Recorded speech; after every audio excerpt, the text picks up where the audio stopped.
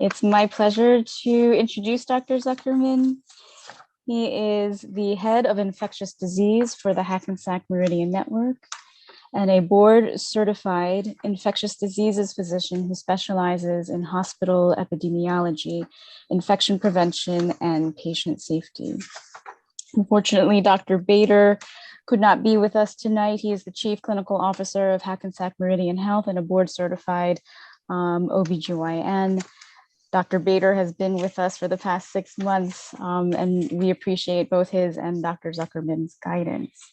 So I will turn it over to Dr. Zuckerman for a brief presentation, and then we'll open it up for a discussion. We'll briefly go over some stuff, really kind of just re-emphasize where we are in the pandemic, and talk a little bit again about vaccinations. Clearly there is exciting news since the last time we talked in terms of approval of COVID vaccine for children less than 5 years of age.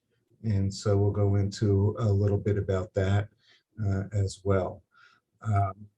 So, I always start this off with what's our present state, and this is what's occurring in New Jersey. The upper left here is the number of new cases per day. And you can see that we peaked probably a couple weeks ago in terms of the number of new cases. Did not approach the levels that we saw in the Omicron surge in December and January. Hopeful that this trend will continue. But as we know, with these variants and subvariants, it can always throw us a curveball, and we can have a new surge or a mini surge. Unlike the previous surges, while there was a lot of disease in the community, there was less so in the hospitals. So we saw a slight increase in hospitalization and really no increase in the number of patients who are in our intensive care units. And similarly, we did not see a spike in deaths during this time frame. And I think, this is attributable to the fact that many of us have some immunity to COVID-19 at this point in time.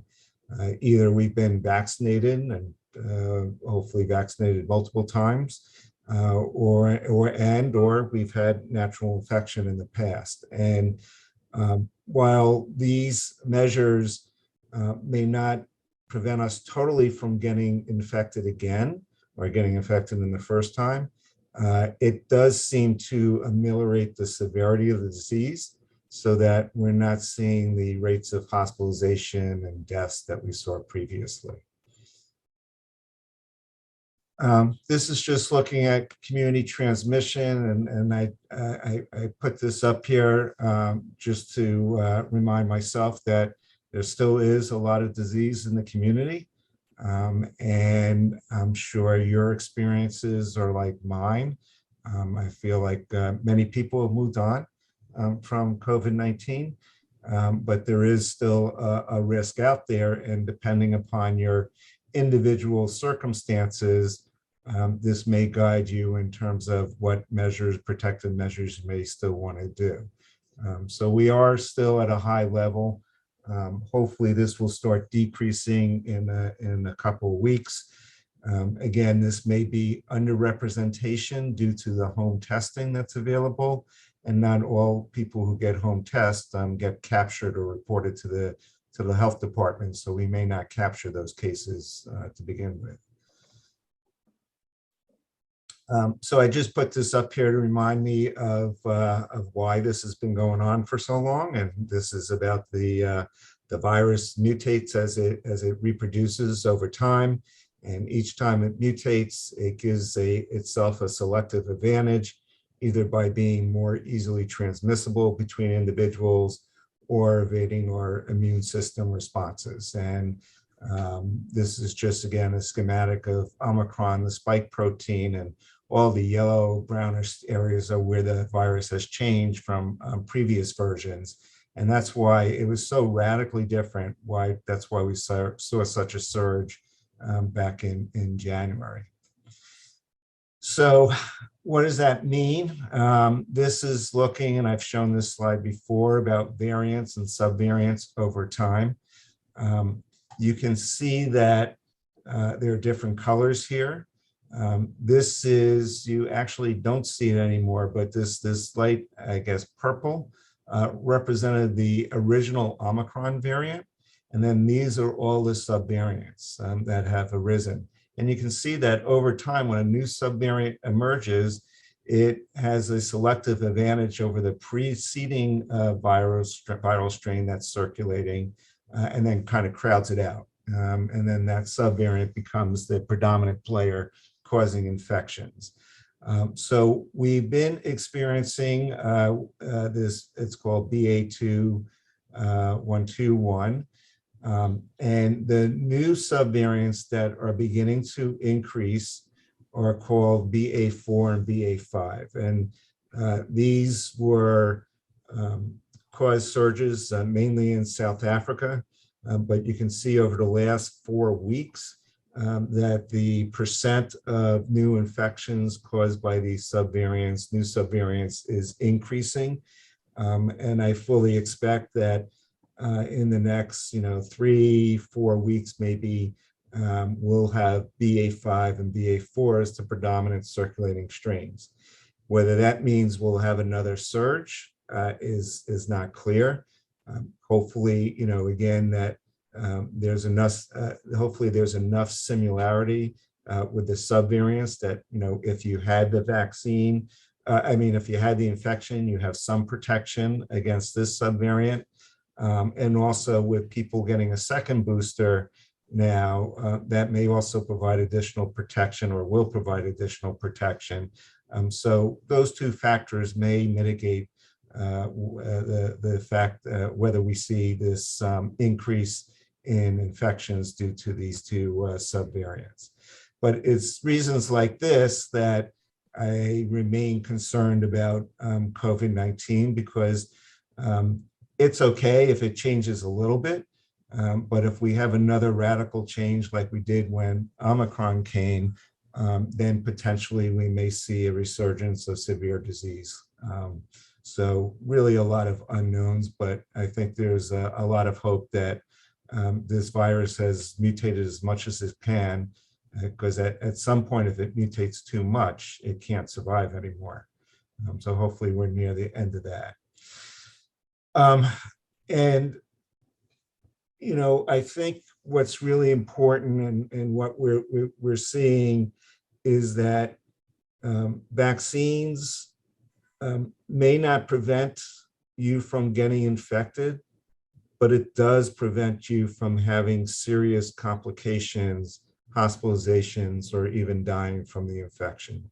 And that has really stood up throughout the past year and a half since vaccines have been introduced.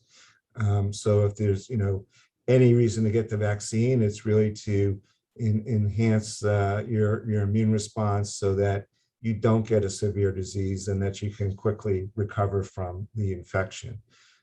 So this is individuals who are unvaccinated versus individuals who have been vaccinated in terms of hospitalizations.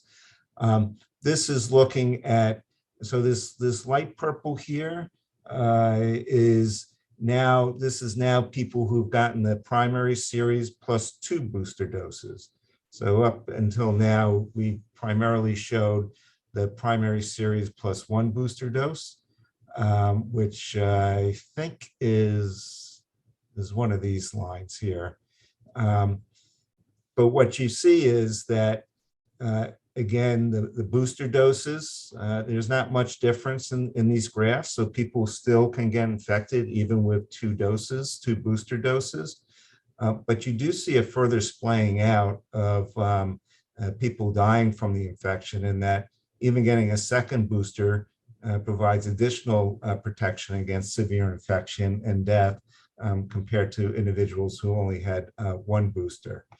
So again, re-emphasizing that maintaining our immune responses is a very important mechanism to keep us as not to prevent us from getting seriously ill.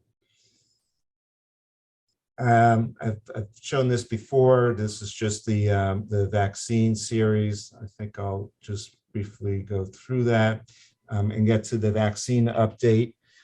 So there is a new vaccine that was approved by the Advisory Council. It's called Novovax. It's a different mechanism than the other vaccines that we have available, and it's a 2-dose vaccine. So it was approved by the Advisory Council, but it has not yet been approved for emergency use authorization by the FDA because they're still reviewing the manufacturing process. So that has to be certified first before the FDA would move on to a formal approval. This was a study that just came out, and many people ask, well, I had COVID, why do I need the vaccine? Or should I get vaccinated? And I think this study really showed some of the benefits from getting additional doses of vaccine, even if you've been infected.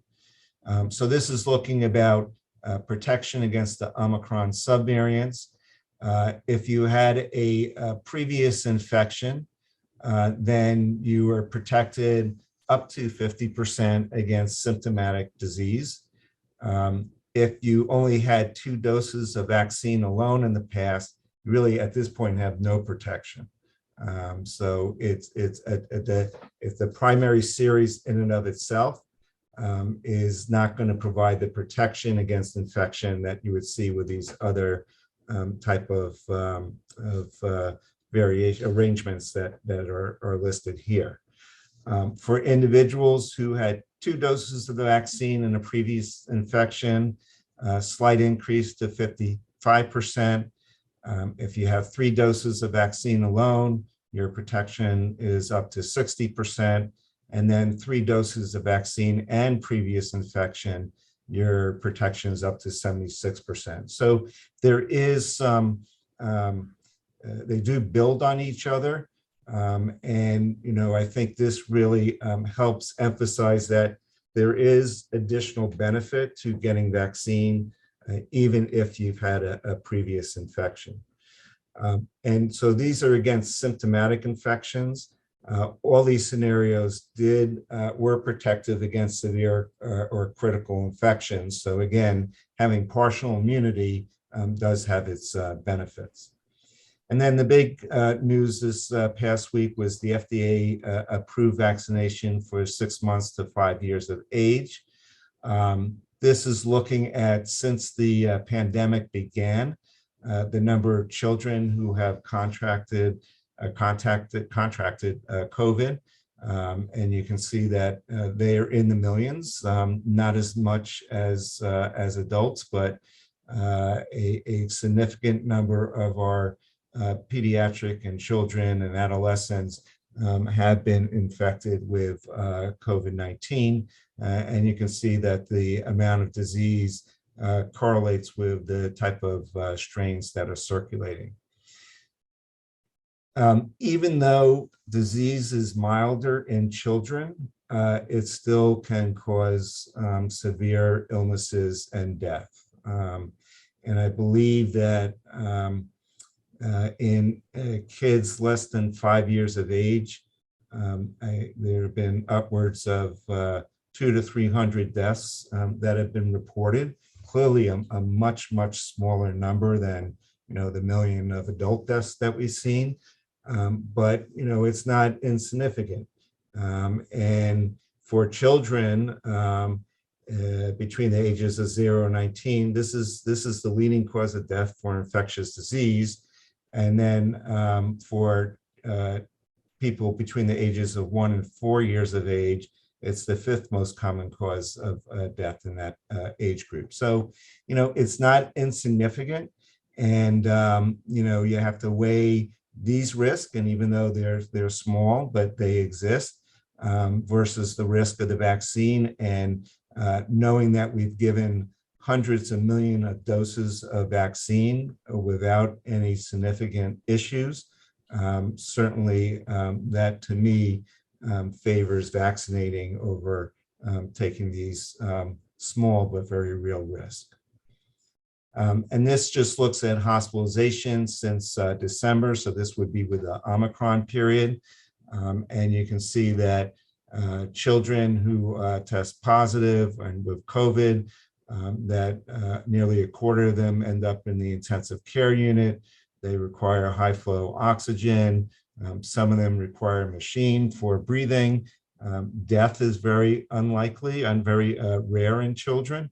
But, you know, these are traumatic events for a child, right? And so even though the numbers are small, if it's your child, it can have significant impact on that child. So what was approved? There are the two vaccines, or the messenger RNA vaccines, the Pfizer and the Moderna. And there are differences between the two, which I kind of highlighted here. So the Pfizer vaccine is a smaller dose. It's only 3 micrograms of the product that's injected. That's about 1/10 the amount that's given to adults. And it requires 3 doses to get to a level of antibodies that are deemed to be protective. They originally started this study looking at 2 doses, but really were not having a high enough response. But when they added the 3rd dose 2 months afterwards, they did see a further boost in our antibody levels and presumed protection.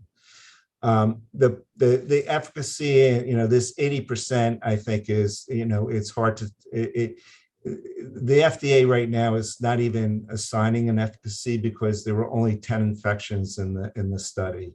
And they need to continue to follow this for a longer period of time to see how many infections will occur in the vaccine group versus the control group.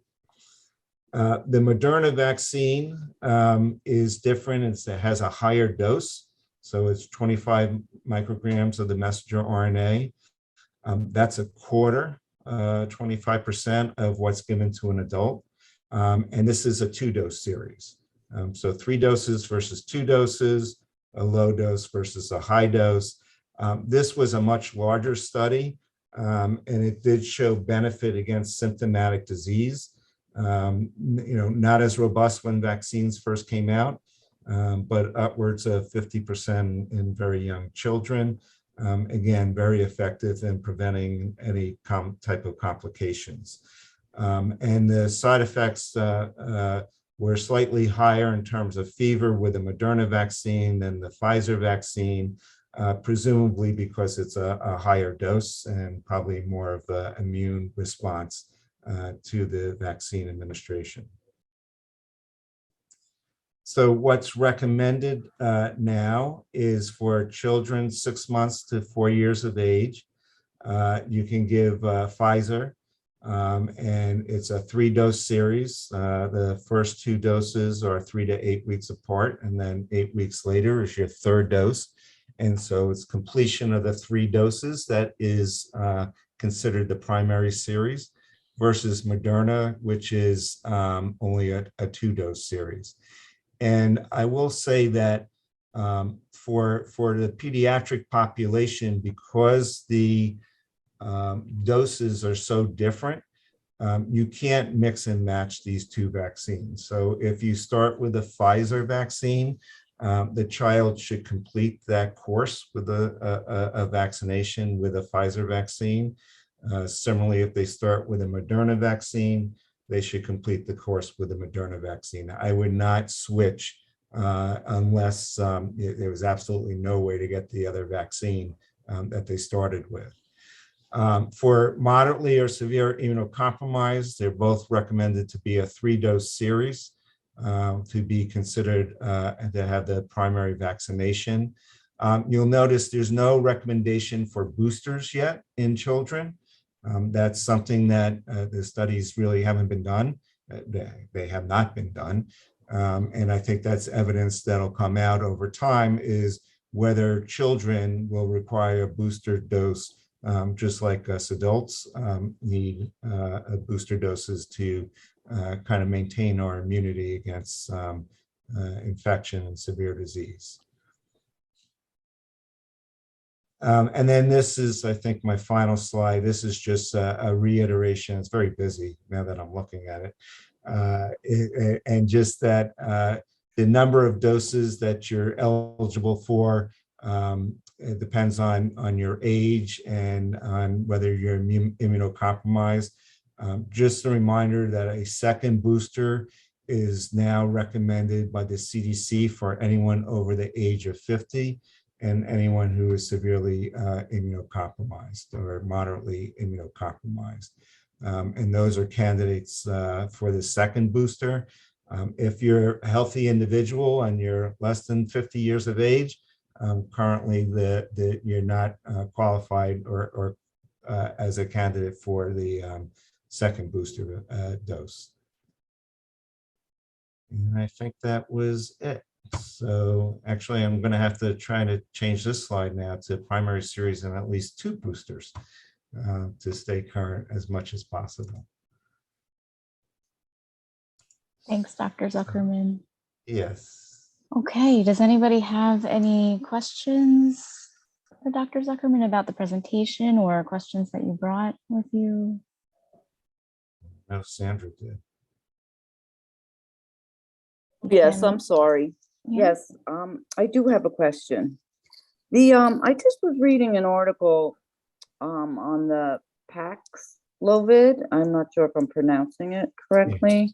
Paxlovid, yes. Yeah, and I'm not sure if I read it properly, but they were saying that the group that received the medication compared to the placebo group, that there was no difference in the recovery rate. Right. I think I saw that in Newsweek, but I'm not 100%. So yeah, you are correct, but we have to put it in the proper context here. So Paxlovid is a antiviral that someone can take if they have mild disease and they're at risk for progression to more severe disease.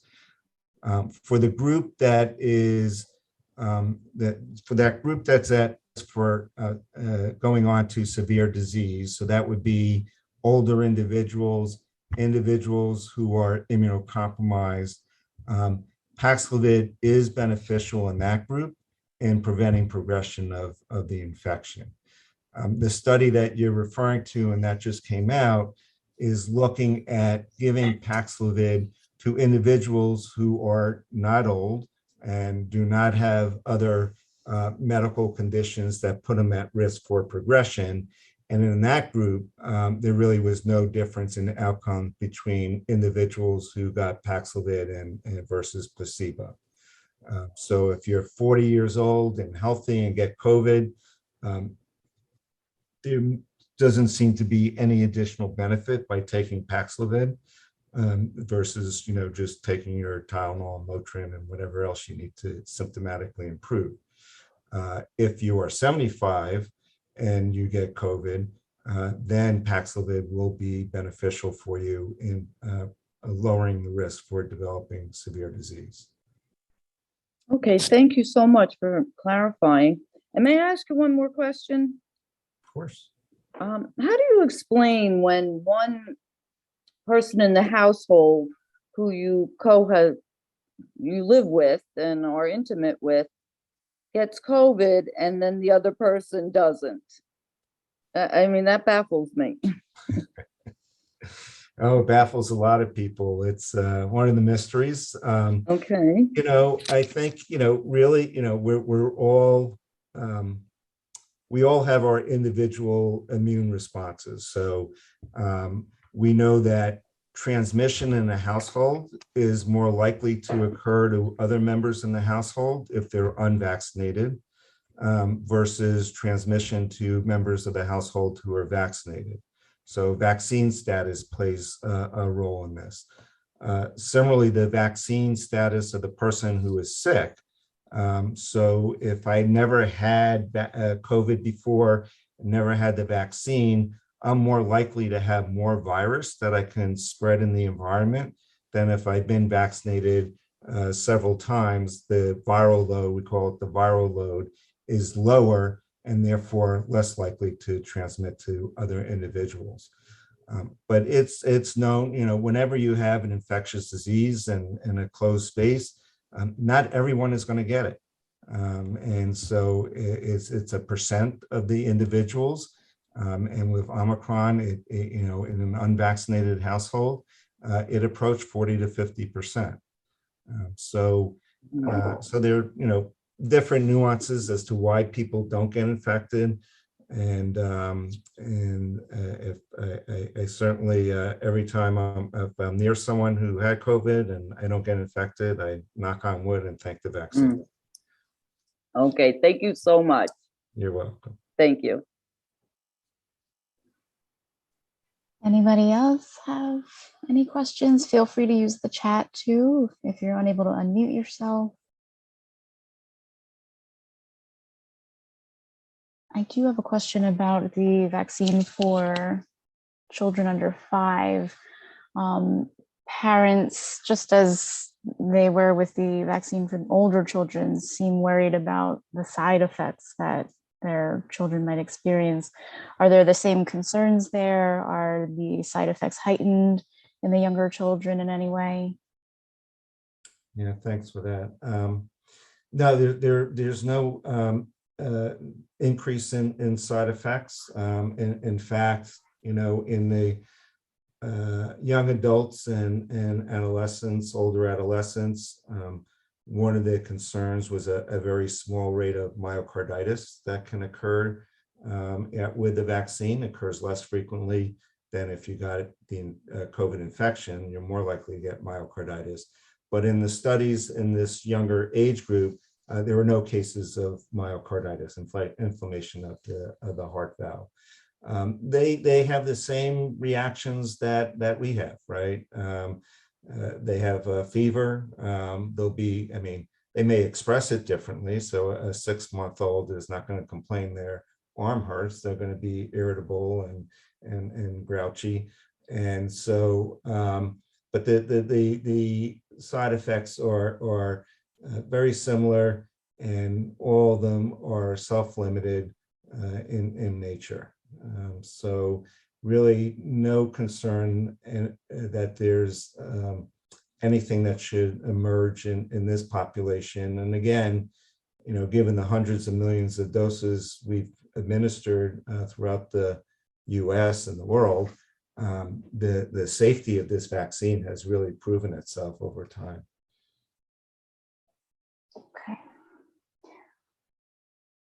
Okay, anybody have a question they would like to ask? This is our last opportunity to ask our questions to Dr. Zuckerman. And I said this in the last presentation, at this level of expertise, so please take advantage of this.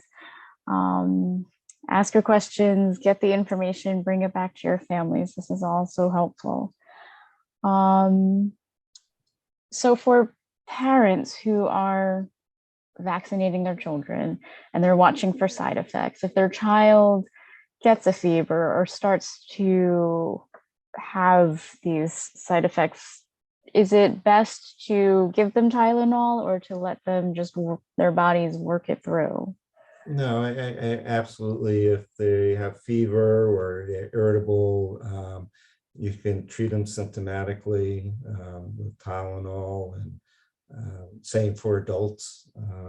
So there's no additional benefit to trying to work through the fever. Your immune system is going to respond either way. So Tylenol is not going to suppress your immune response. There's two more comments about the new pediatric vaccines. So I show the difference between the 3-dose series and the 2-dose series. So if someone wants to get their child vaccinated and protected quickly, then that would favor using the Moderna vaccine, the 2-dose series, because that's going to be done within 4 to 8 weeks, as opposed to I guess it's 16 weeks for the Pfizer vaccine. And it also means, you have one extra visit with the Pfizer vaccine to get to have the child fully vaccinated. It's not clear to me, and I don't think, and we're not going to be doing this at Hackensack.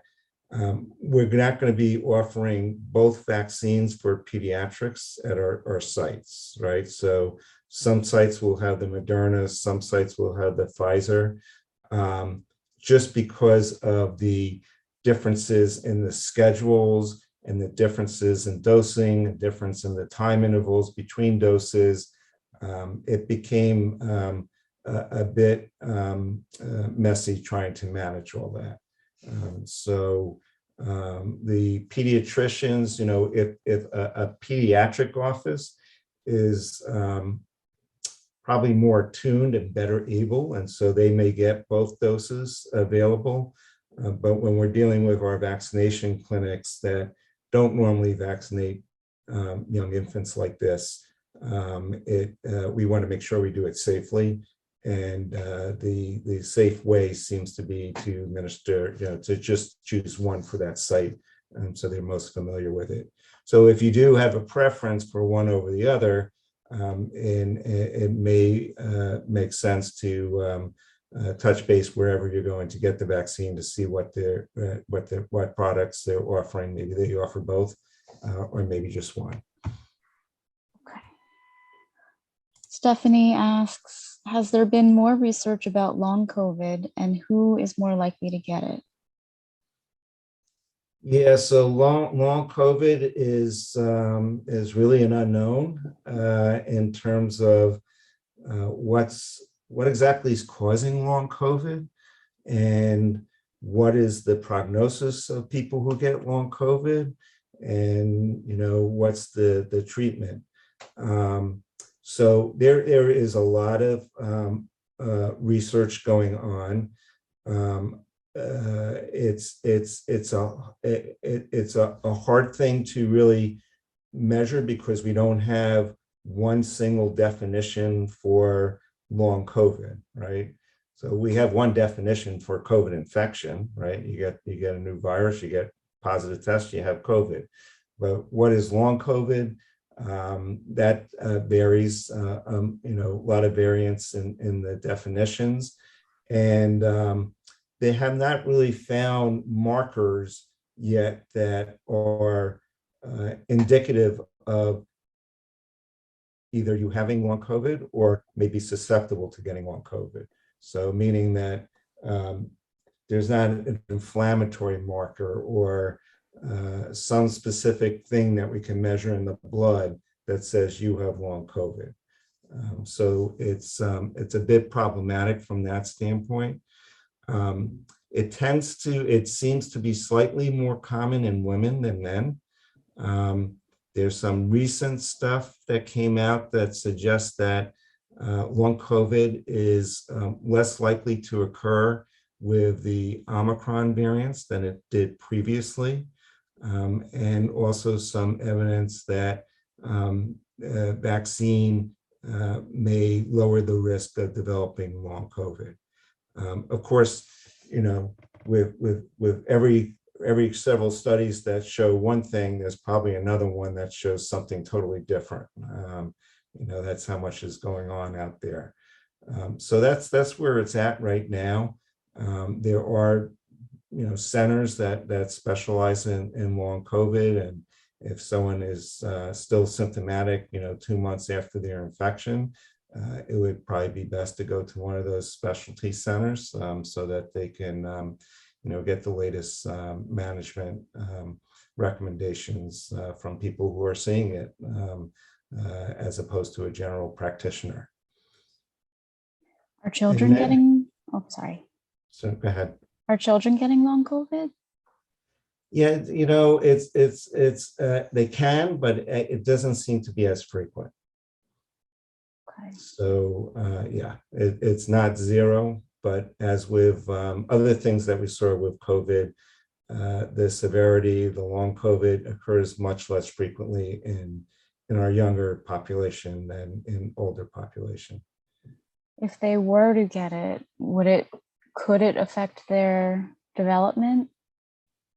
So it could, yes. There are a lot of things that could affect the development. This whole COVID pandemic has been, a disaster for development in our young children. So yes, you can have delayed development, if you get COVID infection. But we've also seen, delayed development because of shutting down schools and doing home learning. So there's a lot of factors going on, but overall, it has not been good for the well-being for our younger population, certainly their education. There's a question about distribution of the vaccine for children. Will it be available at pediatric offices? That will depend on the pediatrician. So they should have the ability to order it from the state so that the state will dispense it. I don't know if you saw the news, I think it was last week, that Florida Governor DeSantis was not going to order vaccine from a state level, but subsequently it's being allowed that the pediatricians' offices will be able to order the vaccine directly. And not through necessarily the state if they're not ordering it. So I would contact the pediatrician and perhaps if they're not giving it, they will know who is giving it. And I'm not sure about the retail pharmacies, whether the CVSs and the Rite Aids will be administering that. I'm just not familiar with whether they'll be distributing that vaccine or not. Okay, Lisa asks, can you speak to the similarity of long COVID to fibromyalgia and chronic fatigue syndrome? Yeah, so that's an interesting question. And I think, it's on one hand, there are similarities. There are, in fibromyalgia and chronic fatigue, and COVID, there can be a lot of subjective complaints and issues with the general health, with a paucity of objective findings. So, meaning that if I'm complaining of joint pain, I may not have objective finding of fluid in my joints. So there is similarity there. Similarly, with fibromyalgia and chronic fatigue, no real good biomarkers to identify those infections. Those syndromes. So that is similar as well. But we do know, and the etiology of some of this is fibromyalgia and chronic fatigue is not entirely clear. Long COVID clearly happens after a COVID infection, but maybe it's whatever the mechanism for developing long COVID. Maybe if they find that mechanism, maybe a mechanism that can explain some of these other syndromes. So I haven't seen any studies yet right now that is comparing the two or looking at the two, but I am sure that's going to be something that we'll kind of mix into the pot and see what differences, if any, and what similarities there are between those different syndromes.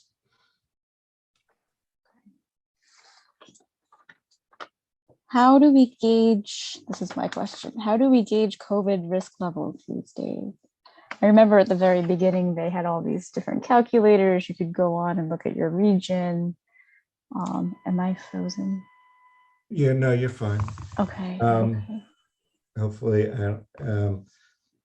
But so yeah.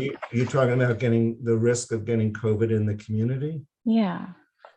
So I use, what I showed earlier, the state that's red, that's reflective of community transmission. And as that goes down to orange and yellow, that would suggest there is much less burden of disease out in the community. So when it's red, I'm still careful. though, when it goes to yellow, I'll probably be more, adventuresome out in the real world, if I remember how to interact with the real world. So I use that as a marker. And parenthetically, when several weeks ago, when we were really seeing an increase in community COVID, and I was seeing, a lot of people who were getting infected, even though they had a booster already. That really was the trigger for me to get my second booster. So whether I remain COVID free or not, and maybe luck, maybe it's due to the 2 boosters. I like to think that it is, but those are some of the things that you have to assess, and it depends on your individual risk factors. If I'm 80, I'm still going to be very cautious out there because it could be quite severe, as opposed to our young adults who've long left COVID behind and have moved on with a lot of parts of their lives. Okay. We had a staff member who had a question, and you touched on this in your presentation, but I'm going to ask anyway. What is your response to those who claim that they don't need to be vaccinated because they have recovered from the COVID infection and are therefore immune? Yeah, so you're right. I did touch upon that, and that recent study really does demonstrate that vaccine on top of a previous infection does kind of rev up the immune system even better than just infection alone. We know, immunity wanes, whether you had infection or whether you got vaccinated. Over time, it becomes slightly less protective. And as the virus keeps changing, it also becomes less protective. So having previous infection does not equate to immunity from getting infected again. And so I would not, if I want to minimize my chances and my risk of either getting infected or getting any complication, I would take a vaccine on top of the infection that I may have had in the past. If you were infected with, the previous strains, Delta, Alpha, I don't remember if there was a beta, but there probably was. If you were infected with those strains at this point in time, you have you're not immune at all, right? You're just as susceptible as what I showed. Individuals who had 2 vaccines have no protection at this point in time. And that's because the virus has changed its shape so much that it escapes whatever immunity that we did have back against those other variant strains. Is that the normal course of things to have so many variants? No. I'm not a virologist, so whether it's normal or not, I don't think coronavirus was felt that it would mutate as frequently as it did. Certainly, we have strains of coronavirus that cause the common cold, and that doesn't change. Influenza, we know it changes slightly each year, but not to the extent that we're seeing every 2 or 3 months. Maybe we're seeing, changes in the virus so that it's now taking over and crowding out the other strains. So that type of frequency and is nothing that I've experienced and we've experienced in an outbreak before. But again, the virus can only mutate so much, I believe. It can only mutate so much before it can no longer survive, right?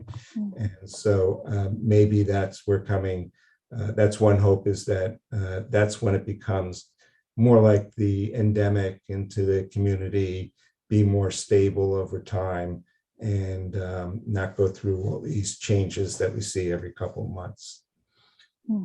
If it does reach the end of that, or starts approaching the end, will the variants slow down? Will the changes Yeah. slow down? It'll slow down. That's the hope. Yes. Okay. Um, Okay. Okay. And then one question about pregnancy. Are there any situations in which a pregnant woman or woman who is trying to become pregnant should not get the vaccine? There's none that I can think of. There's dozens of reasons that I can think that they should get the vaccine. It clearly is protective for the mom, prevents complications, COVID complications during pregnancy, and provides some protection to the child, to the newborn as well, because those antibodies will cross the placenta and provide some protection for the newborn infant for several months after birth. There's no effect on fertility. That was kind of the concerns that when the vaccine first came out. Again, with hundreds of millions of doses, things would have emerged at this point in time if there was any untoward effect on pregnancy or on fertility. And clearly, what's emerged is the benefits to the individual, and not these risk events that people are concerned about. Okay. If nobody has any more questions, we'll wrap up.